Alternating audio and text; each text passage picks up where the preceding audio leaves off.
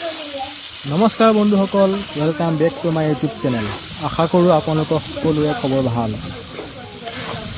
আজি ঘৰুৱা পদ্ধতিৰে ব্ৰইলাৰ মাংস বনাই খাবলৈ ওলাইছোঁ। প্ৰথমে গৰম কেৰাহীত আমি দি ল'ম মিঠাতেল।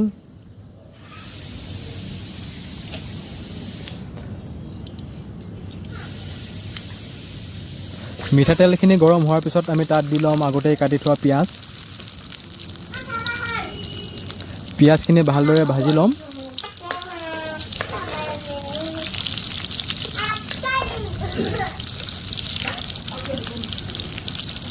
তাৰপিছত তাত দিয়া হ'ব হালধি। হালধিখিনিও ভালদৰে ভাজি ল'ব লাগিব।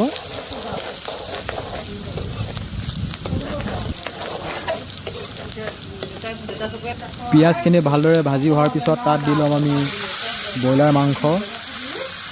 মাংসখিনি ভালদৰে ধুই লোৱা হৈছে। যদি আপোনালোকে আমাৰ চেনেলটো প্ৰথমবাৰলৈ ভিজিট কৰিছে তেনেহ'লে ছাবস্ক্ৰাইব কৰিবলৈ নাপাহৰিব বন্ধুসকল।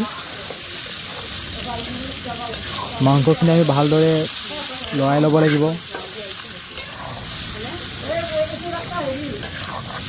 এনেদৰে ভালদৰে ভাজি ল'ম।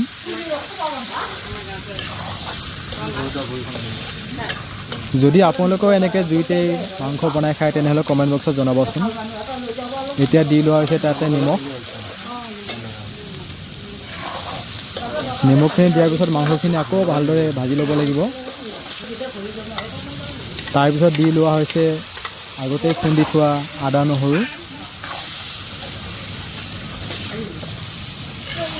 এনেকৈ ঘৰুৱা পদ্ধতিৰে মাংস বনালে তাত আদা নহৰু পেষ্ট দিয়া নহয়, খুন্দনাত খুন্দি লোৱা আদা নহৰু দিয়া হয়। মাংসখিনি ঢাকি ল'ম। এনে কিছুমান ঢাকি থ'ব লাগিব। তাৰপিছত আমি দি ল'ম কাটি থোৱা আলু।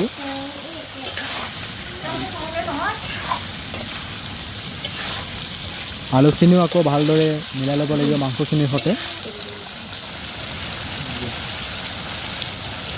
তাৰপিছত দিব লাগিব বিলাহী।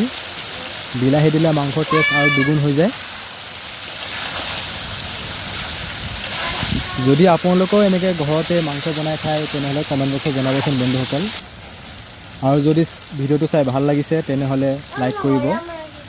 এতিয়া দি লোৱা হৈছে জলকীয়া গুড়ি, ধনিয়া গুড়ি, গৰম মছলা। মছলাখিনি দিয়াৰ পিছত আকৌ মাংসখিনি ভালদৰে লৰাই ল'ব লাগিব, ভাজিব লাগিব। মাংসখিনি অলপ ভজাৰ পিছত আমি দিম গৰম পানী। মাংস এনেকৈ বনালে গৰম পানী দিব লাগে, তেতিয়া টেষ্টটো অলপ ভাল হয়।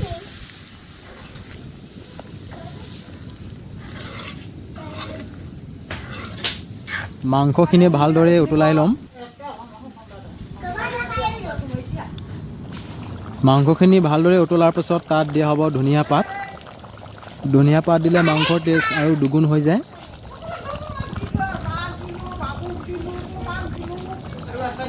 যদি আপোনালোকে ভিডিঅ'টো চাই ভাল পাইছে তেনেহ'লে লাইক কৰিব, কমেণ্ট কৰিব। এতিয়া আমাৰ মাংস হৈ গ'ল। এতিয়া আমি ছাৰ্ভ কৰিম।